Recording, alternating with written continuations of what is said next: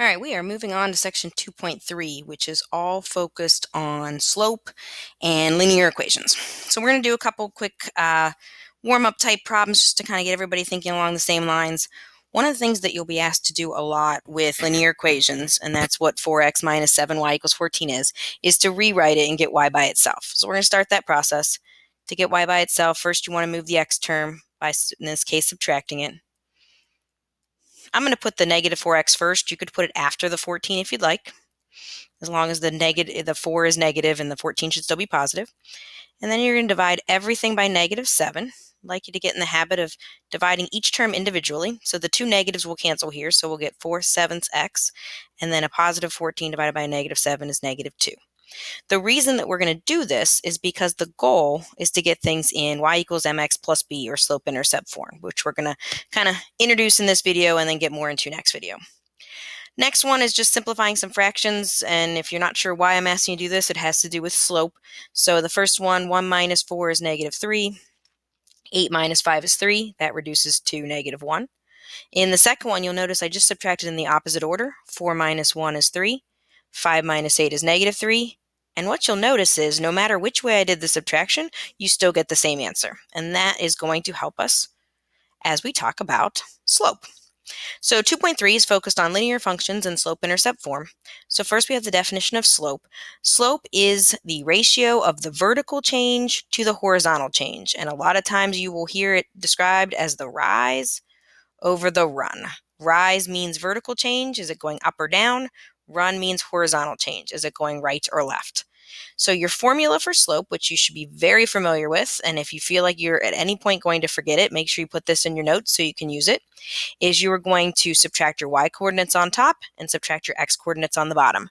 If you want to know what these little triangles mean, these little pieces right here, that is called the delta sign. It means change. So what we're saying slope is how much does the y change? That goes on top.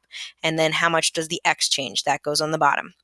When you subtract your y minus y and your x minus x, it does not matter the order you do the subtraction, as long as whatever point you start with, you keep working with. So I want to do a couple examples, 4 examples actually, of slope, and then talk about what that means visually. So for all of these, again, it does not matter whether you start with this point and subtract, or if you start with this point, as long as you're consistent.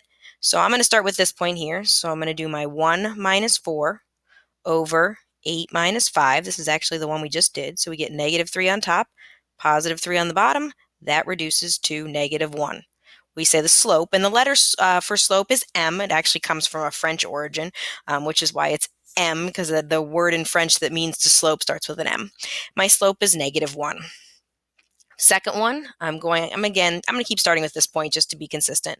So I'm going to get 2 minus 2, subtracting my y's, over negative 2 minus 2, subtracting my x's. I get 0 on top, negative 4 on bottom. That gives me a 0 slope. We're going to talk in a second about what that looks like. Next one, again, I'm going to start with this point. Negative 4 minus 3 over 9 minus 9. On the top, you get negative 7. On the bottom, you get 0. When you have a 0 on the bottom, you are not allowed to divide by 0. We say that that is an undefined or no slope. And then the last one, again, I'm going to start with this point. Negative 1 minus 1 over negative 4 minus 3. On the top, I get a negative 2. Negative 1 minus 1 is negative 2. On the bottom, negative 4 minus 3 is negative 7. If both your numerator and denominator are negative, those negatives cancel, and you get a positive 2 over 7.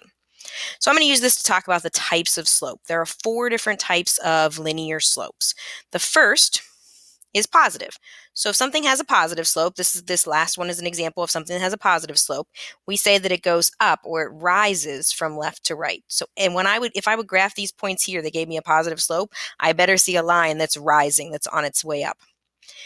Next type of slope is called negative. Negative is the opposite. It means the graph is falling.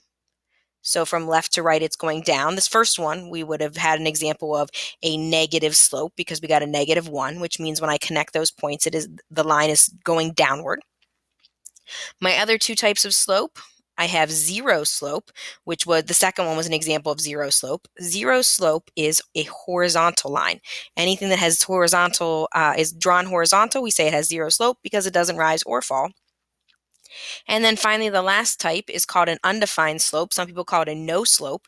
Undefined slope visually is a line that is vertical, meaning running up and down.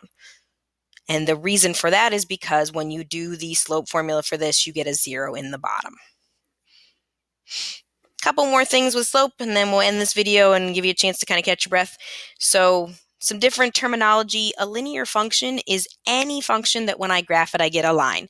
And that line could be have a positive slope, a negative slope, zero slope, or undefined slope. So it could be any type of line, but we call that a linear, the word linear meaning a line function. Linear equation is anything that is written as an equation which will give you a line when you graph it. We have lots of ways to write linear equations. The one you're probably the most familiar with, this is the first one. This is slope-intercept form. You may be familiar with this form. This is called standard form. But in the end, when I draw it, I will get a line. Those are called linear equations. Linear equations have two types of intercepts. Intercept means where does it cross the axis. So if we talk about an x-intercept is where it crosses the x-axis.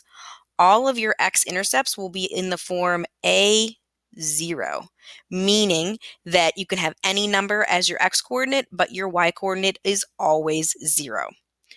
Y-intercept then is the opposite. Y-intercept is a point in which it crosses the y-axis, and you can see on the picture down here a visual explanation of this.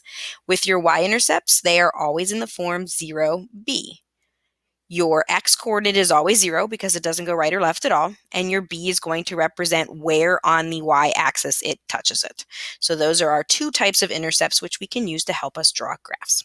That's the beginning of 2-3. I'm going to make another video for the next one, but I want to give you a chance to start looking at slope and practicing some slope problems.